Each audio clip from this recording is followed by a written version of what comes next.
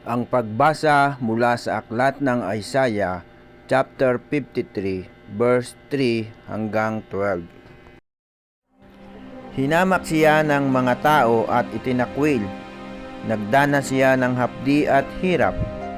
Wala man lang pumansin sa kanya. Binaliwala natin siya na parang walang kabuluhan. Tunay ngang inalis niya ang ating mga kahinaan. Pinagaling niya ang ating mga karamdaman. Subalit, inakala nating iyo'y parusa ng Diyos sa Kanya. Ngunit dahil sa ating mga kasalanan, kaya siya ay nasugatan. Siya ay binugbog dahil sa ating mga kasamaan. Tayo ay gumaling dahil sa pahirap na dinanas niya at sa mga hampas na Kanyang tinanggap. Tayong lahat ay tulad ng mga tupang naligaw.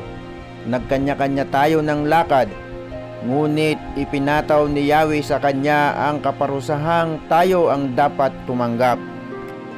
Siya ay binugbog at pinahirapan, ngunit hindi kumibo kahit isang salita.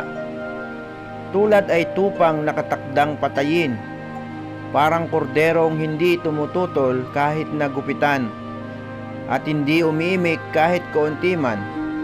Nang siya'y hulihin at hatulan upang mamatay, wala man lamang nagtanggol sa kanyang kalagayan.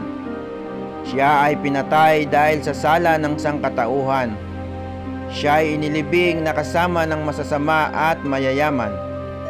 Kahit na siya'y walang kasalanan o nagsabi man ng kasinungalingan. Sinabi ni Yahweh, ang kanyang paghihirap ay kalooban ko. Ang kanyang kamatayan ay handog para sa kapatawaran ng kasalanan. Dahil dito'y mabubuhay siya ng matagal, makikita ang lahing susunod sa kanya, at sa pamamagitan niya ay maisasagawa ang aking panukala. Pagkatapos na mahabang pagdurusa, muli siyang lalasap ng ligaya.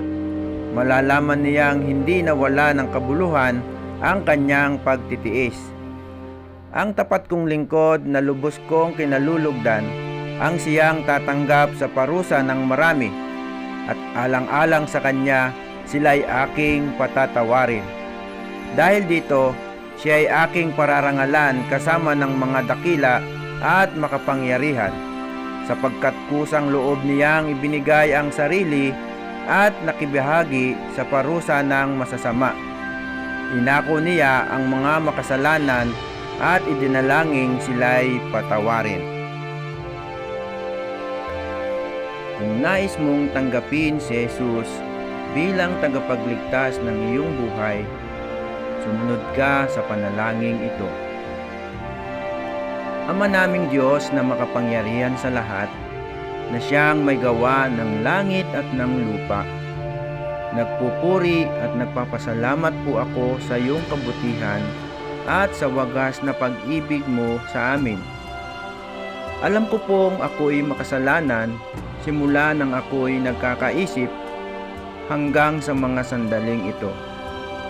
At ngayong nalalaman ko na si Jesus ay namatay para sa aking mga kasalanan na dapat sana'y ako ang tatanggap, pinagsisisihan ko po ang lahat ng ito.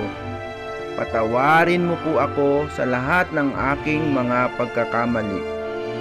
Pagharian mo po ang aking buhay. Simula ngayon ay ikaw na po ang kumontrol ng aking puso hanggang sa wakas ng aking buhay. At simula po sa araw na ito, ayon sa iyong kalooban, isulat mo po ang aking pangalan sa aklat ng buhay, upang sa iyong muling pagbabalik ay makasama mo ako sa kaharian ng Diyos.